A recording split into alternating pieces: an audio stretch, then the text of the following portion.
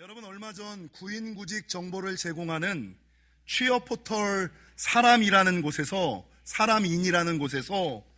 231개 기업들을 대상으로 기업의 채용평가 기준을 조사했습니다. 어떤 기준으로 사람을 채용할 것인가? 여러분, 그런데 요즘의 기업들은 과거와는 다르게 예전에는 그 사람의 이력과 양력 그리고 업무 수행 능력을 보았다면 요즘의 기업들은 여러분 소통 능력과 책임감을 우선하여 본다라는 조금 다른 조사 결과가 나왔습니다. 이 조사 결과를 간단하게 말씀드리면 기업이 어떤 기준을 가지고 사람을 채용할까? 10위가 열정 11.2%, 9위가 창의성 11.9%, 8위가 배려 14.2%, 7위가 도전정신 14.9%, 6위가 성실성 20.1%, 5위가 전문성 23.1%, 4위가 조직 적응력 23.1%, 3위가 긍정적인 태도를 좀 가지시기를. 그래야 이제 채용되어지는 거예요. 3위가 긍정적인 태도 26.1%, 그리고 2위가 소통 가능 능력, 직원들 간에 상사와 부하 직원 간의 소통 가능 능력, 이게 30.6%, 그리고 1위가 뭐였냐면 책임감, 얼마나 책임감이 있느냐라는 평가 기준을 가지고 사람을 채용한다라는 조사 결과가 나왔습니다. 여러분, 과거 취업 시 인성과 능력을 우선하였는데 소통과 책임감으로 변화된 이유가 뭘까? 마이크가 좀 울리네요. 언제부터 이게 변화됐을까? 연구가들이 연구를 해보니까 2022년부터 기업의 채용평가 기준이 바뀌었고, 여러분 왜 변하게 되었을까를 물었더니 기업의 채용 전문가들은 64.9%가 MZ세대의 유입 때문이다. 그러니까 기업에 취직하는 사람들이 MZ세대가 들어오면서부터 사람을 채용할 때 기준을 바꿨다는 거죠. 여러분, 2025년 상반기 온라인상에서 화제가 된 글이 하나 있습니다. 어떤 매장에서 지점장이 알바를 잘랐는데 3명을 한꺼번에 잘랐어요. 그러니까 그 일이 온라인상에 막 올라와서 지점장이 잘한 것이다, 알바생이 잘못한 것이다, 이게 막 분분했어요. 근데 그곳에서 함께 일하던 알바생의 증언으로 말미암아 지점장이 잘못한 게 아니다 라는 뒤집어지는 결과를 내왔는데, 이 알바생의 증언에 의하면 3명이 함께 잘린 알바생 중에 1명은 여러분 영업시간에 끊임없이 숨어서 핸드폰을 했고요. 1명은 주문이 들어오면 쉬운 주문이 있고 어려운 주문이 있잖아요. 아이스 아메리카노가 들어오고 카라멜 마키아토가 들어오고, 그러면 아메리카노는 그냥 타면 되잖아요. 근데 카라멜 마키아토는 만드는 게 힘든 거예요. 자기는 아메리카노만 내놓고 힘든 것들은 남에게 떠넘기는 거예요. 여러분, 세 번째 사람은 아니 얘가 알바생인데 자기 일하는 곳에 친구들을 불러서 아지트처럼 이 친구들이랑 수다 떨면서 일을 하는 거예요. 그러니까 맨 처음에는 지점장이 잘못했다, 아무런 그거 없이 자른 게 말이 되냐라는 여론이었다가 해도 너무한다, 같은 알바생들이 봐도 얘네들은 민폐였다라는 평가 때문에 지점장에게 여론이 쏠린 그런 사건이 2025년 상반기에 있었습니다. 근데 이때 잘렸던 알바생 3명의 공통점이 있었는데 그게 뭐였냐면 이 사람들이 20살이었다는 거예요. 여러분, 이 아이들이 왜 일하는 곳에서 해고를 당했을까? 제가 그 사람들이 해고당한 이유를 좀 곰곰이 생각해 보니까 가장 일반적으로는 아이들이 어려서 처음 사회생활을 하니까 사회 경험이 없어서 그랬겠거니 라는 생각을 좀 할 수가 있어요.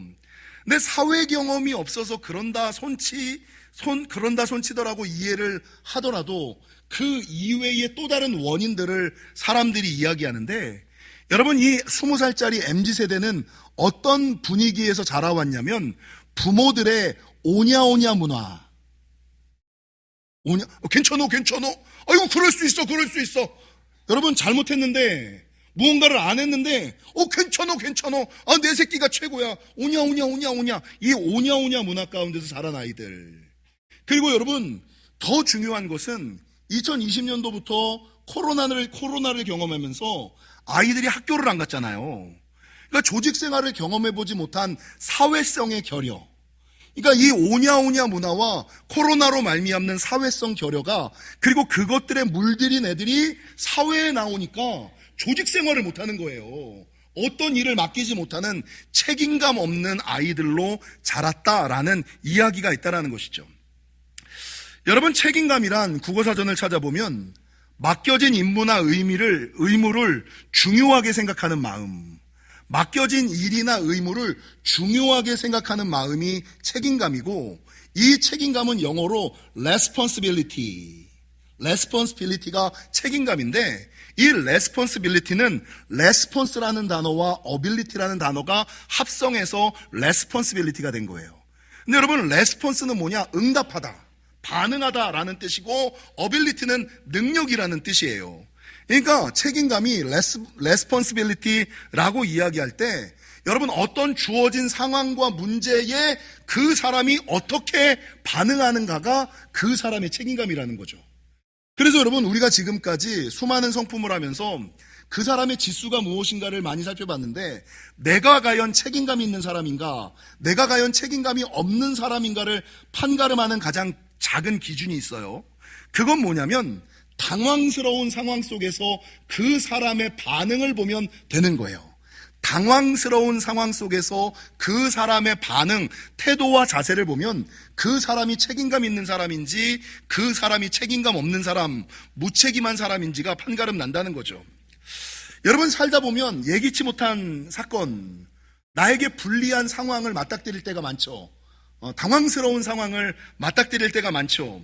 근데 불리한 상황을 맞닥뜨리면 모든 사람들에게는 그 불리한 상황을 모면하고 싶어하는 본능이 있어요. 불리한 상황을 모면하고 싶은 본능, 이거를 심리학적으로 방어기제가 있다. 피하고 싶은, 면하고 싶은 마음, 이 방어기제가 있다는 거죠. 이제 문제는 하나님께서 우리에게 본능만 주신 것이 아니라, 여러분, 나에게 주어진 상황과 환경 가운데 그 문제가 어디에서 연유했는지, 내가 이런 판단을 할 경우, 이런 결정을 할 경우 어떻게 문제가 흘러갈 것인지를 알 수 있는 무엇도 주셨어요? 이성과 양심도 주셨거든. 본능만을 주신 것이 아니라 내가 이 문제를 회피하였을 때에 어떤 결과가 올 건지, 내가 이것들을 모면할 때에 다른 사람에게 누가 갈 건지에 대한 판단할 수 있는 이성과 양심까지도 주셨거든요. 그러니까 살아가면서 불리한 상황, 당황스러운 상황을 맞닥뜨렸을 때 내가 본능을 따라 여러분 모면하고 회피할 것인가, 아니면 나에게는 조금 불리하고 여러분 조금 어려워도 이성을 따라, 양심을 따라, 아니야, 그래도 내가 지금은 조금 힘들어도 이성을 따라 역학관계를 생각하며 그럼에도 불구하고 바른 것을 선택하는 것, 이게 그 사람이 책임감이 있느냐 책임감이 없느냐를 판가름할 수 있다는 것이죠. 여러분, 제가 말씀을 준비하다가 무책임한 사람들의 특징이 뭘까? 무책임한 사람들은 기본적으로 문제가 터지면 문제를 회피하거나 기피하려고 해요. 문제를 회피하거나 기피하거나 모른 채, 안 본 채 해, 못 느낀 척 해. 더 나아가서 문제가 터지고 나면 여러분 그 문제를 가지고 핑계하고 남 탓을 해요. 이게 무책임한 사람들. 회피하고 기피하고 모른 채 하고 못 본 채 하고 여러분 남 탓하고 핑계대고. 더 나아가서 무책임한 사람은, 이게 참 교회 안에서 가장 많이 생기는 모습인데, 내가 책임지기 싫어서 아무 일도 안 해. 내가 책임지기 싫어서 아무것도 맡으려고 하지 않아요. 여러분, 무책임한 사람들은 계획을 세우지 않고, 계획을 세웠다 손 치더라도 이 계획대로 하지 않고 중도에 포기하거나 중단하는 경향들이 많아요. 이게 무책임한 사람들의 특징이다. 여러분, 성경에 보면 책임 있는 사람과 무책임한 사람이 나오거든요. 책임 있는 사람의 가장 대표적인 사람은 누구예요? 당연 예수님이죠. 여러분, 예수님께서는 하나님께서 맡기신 그 일을 감당하려고 하는데, 사실 내가 내 죄 때문에 죽는 게 아니야. 하나님이 시키셔서 인류의 죄를 대신하여 내가 죽는 거야. 내가 굳이 그것들을 책임질 이유가 없어. 그냥 하나님이 나에게 그걸 맡기셨기 때문에 내가 책임지는 거지, 나는 그런 죄를 안 지었거든. 근데 예수님께서는 자기가 그런 죄를 짓지 않았고, 이게 타인의 죄고 모르는 사람들의 죄임에도 불구하고 하나님께서 맡겨주신 임무와 사명이기에 그것들을 묵묵히 여러분 목숨을 내세우면서부터 하나님의 일들을 감당했잖아요. 여러분 요한복음 10장에 나오는 목자들 중에 참 목자가 있고 싹군이 있죠. 여러분 늑대가 쳐들어오고 사자가 쳐들어오고 호랑이가 쳐들어올 때 참 목자는 어떻게 해요? 자기가 다치더라도 자기 생명을 버리더라도 여러분 늑대로부터 양떼들을 지키는 일들을 감당하잖아요. 근데 이 참 목자와 반대되는 무책임한 사람은 어때요? 이 사람을 싹군이라 그러는데 돈으로 조금 꼬시면 문제가 터지면 자기 안위를 위하여 자기 편리를 위하여 언제든지 간에 양들을 버릴 수 있는 임무를 버릴 수 있는 사명을 버릴 수 있는 사람들, 이런 사람들이 무책임한 사람이다 라고 말하는 거죠. 여러분 성경에 책임감 있는 사람이 예수님과 목자라면 반대로 성경에 나오는 무책임한 사람의 대표가 누굴까요? 당연히 싹구는 말할 것도 없고 저는 아담과 하와 빌라도라고 생각을 해요. 여러분 아담과 하와는 어떤 삶을 주셨어요? 하나님께서 그 좋은 천국을 만들어서 마음껏 누려라. 그러다가 선악과를 따먹었어. 하나님께서 아담을 불러서 너 왜 그거 따먹었냐? 라고 물으셨을 때 아이고 들켰구나 라는 생각이 들면 하나님 죄송합니다. 제가 실수했습니다. 제가 요즘 기도하지 않아서 영적으로 느슨해져서 그런 죄를 지었는 것 같습니다. 용서해 주시오. 이게 바른 반응이잖아요. 근데 성경에 보면 아담과 하와의 반응이 어떤 반응이냐면 아주 그대로 읽어드릴게요. 하나님이 주셔서 나와 함께하게 하신 이 그가 하와가 줘서 먹은 거예요. 하나님이 하와 나에게 붙여주신 거잖아요. 그러니까 내 잘못이 아니라 하나님이 하와를 나에게 붙여주신 하나님 잘못이죠. 여러분 하와는 뭐라 그래요? 하나님께서 만드신 뱀이 나를 꼬셔서 아니 내 잘못이 아니라 하나님이 뱀을 만들지 말지. 하나님 뱀을 만들지 마. 하나님이 뱀을 만들었고 그 뱀이 나를 꼬셨으니 넘어간 건 나지만 그 하나님이 만든 하나님 잘못 아니에요? 이게 무책임한 사람. 여러분 빌라도를 보세요. 예수님에게 사형 언도를 내린 건 누구예요? 빌라도잖아요. 근데 이 빌라도가 예수님에게 사형 언도를 내리고 나서 그 책임을 면피하려고 뭐 하냐면 손을 씻어요. 내 죄 아니야. 니네가 지은 죄야. 여러분 사형 언도를 내릴 수 있는 권한 그 자리는 누구 거예요? 빌라도 거잖아요. 여러분 교회가 잘못하면 여러분이 잘못하면 누가 책임져요? 목사가 책임지는 거예요. 장로님들이 책임지는 거예요. 왜? 내가 그 자리에 있으니까. 내가 목사로 부름받았고 내가 장로로 부름받았기 때문에 내가 지은 죄가 아니지만 여러분 내 죄인 것처럼 예수님처럼 그 일을 감당하는 게 책임감 있는 사람이지. 하나님이 함께하라고 하셨던 그가 나에게 선악과를 따먹으라 그래서 하나님이 창조하신 그 뱀이 나를 꾀이기 때문에 항상 회피하고 기피하고 여러분 남 탓하고 핑계하고 여러분 포기하고 중단하는 사람들, 말씀을 잃어버리는 사람들, 이 사람들이 성경에 나오는 무책임한 사람들이라는 거죠. 좋은나무 성품학교 이영숙 박사는 책임감을 이야기할 때 앞서 말씀드린 것처럼 맡겨진 일을 중요하게 생각하는 마음 이외에 또 다르게 정의를 하고 있는데 이 이영숙 박사는 책임감을 정의하기를 내가 해야 할 일들이 무엇인지를 알고 끝까지 맡아서 잘 수행하는 태도. 그래서 여러분 책임감에는 두 가지 의미가 더 포함되어 있어요. 끝까지 하는 것이다. 옆 사람이랑 하려면 끝까지 합시다. 여러분 유종의 미를 거두셔야 돼요. 활용 점점을 찍으셔야 돼요. 목사들이 삐끗하는 이유가 뭐예요? 잘 하다가 마지막에 삐끗하는 거예요. 마지막에 끝까지 잘하셔야 되는 거예요. 그러니까 이영숙 박사가 내가 해야 할 일들을 무엇인지 알고 끝까지 맡아서 잘 수행하는 태도. 레임덕에 걸리지 마라. 끝까지 완수하라. 유종의 미를 거둬라라는 의미도 있지만 또 한 가지 의미는 뭐냐? 네가 해야 될 일이 무엇인지를 알아야 책임감 있는 사람이 된다. 여러분 부모가 책임감 있는 부모가 되려면 부모의 본분이 무엇인지를 알아야죠.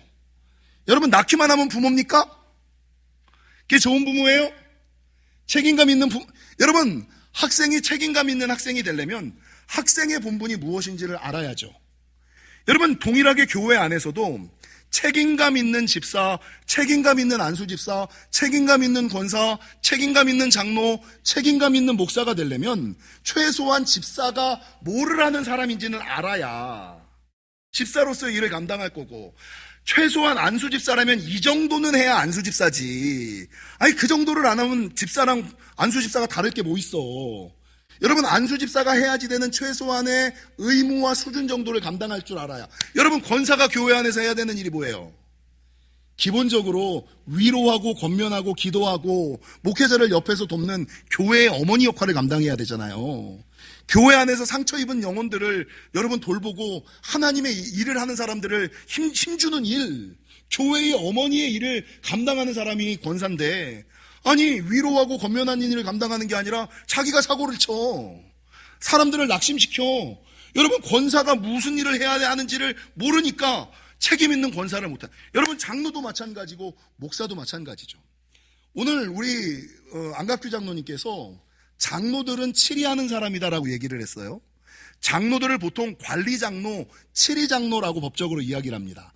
근데 치리라고 할 때 이 치리는 다스릴 치자에다가 이치 이자를 써서 이치에 맞게끔 영혼들을 다스리는 사람, 이게 장로예요.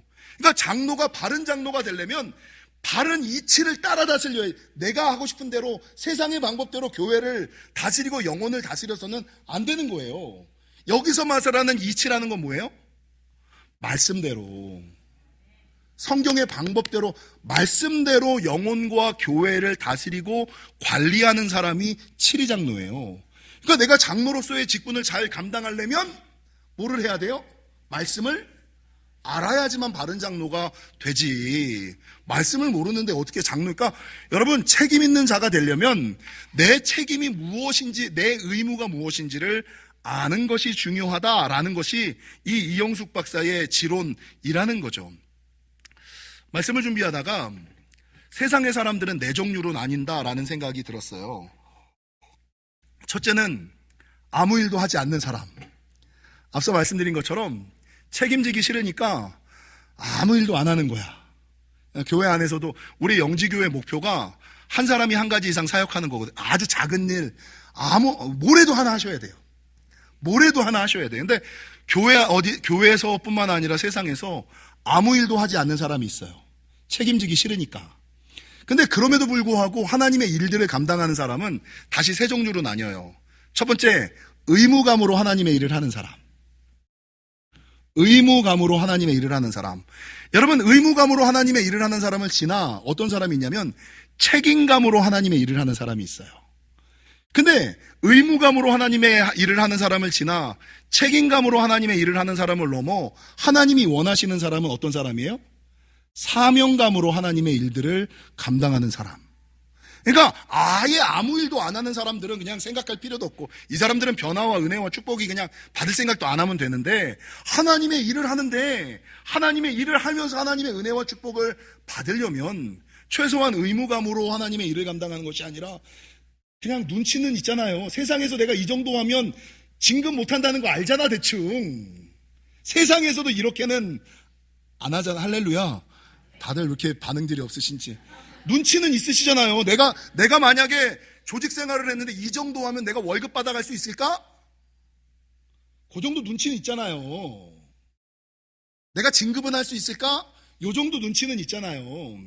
그러니까 의무감으로 하는 것이 아니라 세상의 사람들도 월급 받기 위하여, 교회 다니는 것도 복 받기 위하여, 응답 받기 위하여 책임감으로는 해야 된다는 거죠.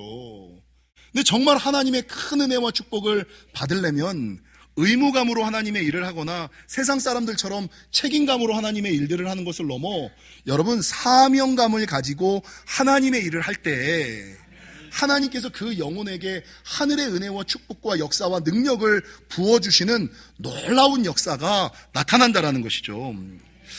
여러분, 미국의 시카고에 무디 교회라고 있어요. 드와이트 무디가 섬겼던 교회인데, 이 무디 교회에 헨리 아이언 사이드라는 목사님이 계셨어요. 이 헨리 아이언 사이드 목사님은 어렸을 때 구두수선공의 삶을 사셨어요. 구두방에서 구두 만드는 일을 했어요.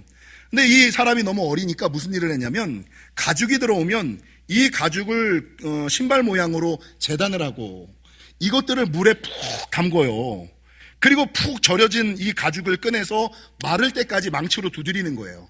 그래야지만 가죽이 튼튼해지고 찢어지지가 않는 거예요. 그리고 마를 때까지 두드린 걸 가지고 꼬매는 작업을 하는 게 이 헨리 아이언 사이드 목사님의 직분이었어요. 근데 하루는 이 사람이 다른 구두방을 가서 자기랑 똑같이 일을 하는 사람의 일을 딱 보는데, 아니 이 사람은 구두를 재단을 하고 물에다가 담궜다가 꺼내자마자 바로 이 바느질을 하네? 나는 이게 마를 때까지 망치로 두드리고 다 마르고 나서 이거를 꼬매는데, 이 사람은 마를 때까지 두드리는 작업을 안 하니까 얼마나 편해요. 그래서 아니 선생님, 나도 똑같은 일을 하는데 당신은 왜 그거를 합니까? 아는 사람이 누가 있습니까? 이렇게 해야 빨리 만들어서 빨리 돈 벌죠. 이렇게 얘기를 하는 거예요. 그래서 이 헨리가 자기 구두방에 사장에게 가서 이렇게 얘기를 하는 거예요. 사장님, 내가 옆에 구두방을 갔다 왔는데 그 구두방은 빨리 구두를 만들기 위해서 물에서 꺼낸 가죽을 바로 꼬매버리더라고요. 우리도 그렇게 하면 쉽고 빨리 더 많은 돈을 벌 수 있지 않겠어요? 그러자 이 말을 듣고 있던 사장님이 조용히 성경을 한 장을 딱 펴시는 거예요. 그 펴셨던 성경이 골로새서 3장 23절, 저와 여러분이 너무나 잘 아시는 무슨 일을 하든지 마음을 다하여 죽게 하듯 하고 사람에게 하듯 하지 마라. 그러면서 이 사장님이 뭐라 그러냐면, 믿는 사람이었겠죠. 여보게, 나는 돈을 벌기 위해서 구두를 만드는 것이 아니라 하나님의 영광을 위하여 구두를 만들고 있네. 내가 만약에 세상의 방법처럼 그렇게 구두를 만든다면 나는 심판날에 주님 앞에서 너는 참 비열한 짓을 했어, 최선을 다하는 삶을 살지 못했어 라는 평가를 받을 거네. 나는 그런 소리를 듣기가 싫으네. 조금 힘들어도 어려워도 묵묵히 책임있게 구두를 이 얘기를 딱 들은 거예요. 사랑하는 성도 여러분, 이 사장님처럼 일을 할 때 이 일이 의무감을 지나 책임감을 넘어 사명감을 가지고 하나님의 일들을 하는 사람이다 라고 성경은 말씀하고 있어요. 여러분, 오늘 본문의 말씀도 마찬가지죠. 오늘 본문은 연로한 사도 바울이 젊은 디모데에게 권면하는 장면이에요. 이 디모데가 지금으로 말하면 MZ세대야. 아주 젊은데 그 큰 교회 담임 목사가 됐어. 근데 이 디모데는 나이도 어릴 뿐만 아니라 우리가 너무나 잘 아시는 병약하고 유약해요. 포도주를 먹을 정도로 매일 약을 달고 살 정도의 병약한 몸을 가지고 있는 사람이에요. 그러니까 이 디모데의 입장에서 사도 바울이 너 왜 그렇게 교회를 열심히 안 해? 라고 얘기를 하면 디모데 입장에서는, 목사님 제가 나이가 어리잖아요. 저는 세상 물정을 몰라요. 목사님 제가 지병 있는 거 아시잖아요. 제가 병약하고 유약해서 하나님의 일을 하면 언제든지 갈지 모르는, 충분히 들으면 이해할 만한 명분을 가지고 있는 사람이 디모데였어요. 하나님의 일을 그렇게 열심히 할 이유가 없는, 상황이 되지 않는, 환경이 되지 않는 사람이 디모데였어요. 사도 바울도 그거를 알았어요. 그러나 사도 바울은 이 병약하고 연소한 디모데를 향하여 그럼에도 불구하고 항상 모든 일에 책임감을 가지고 끝까지 사역할 것을 명령하고 있어요. 그게 하나님의 사람이야. 의무감으로 하나님의 일하지 말고, 책임감으로 하나님의 일하지 말고, 사명감을 가지고 하나님의 일을 하는 것이 하늘의 은혜와 축복을 누리는 거야 라고 사도 바울은 디모데에게 명령하고 권면하고 있는 것입니다. 사랑하는 성도 여러분, 우리는 교회 일을 혹시나 세상 일 하는 것처럼 아무런 책임지지 않기 위하여 아무것도 하지 않고, 하나님의 일을 하더라도 의무감에 마지못해 딱 벌어갈 만큼만, 월급 받을 만큼만 하나님의 일을 하거나, 아니면 하나님의 일을 하는데 세상 사람들처럼 눈치 봐가면서 딱 자기의 책임만큼 감당하는 삶을 살아가고 있지는 않습니까?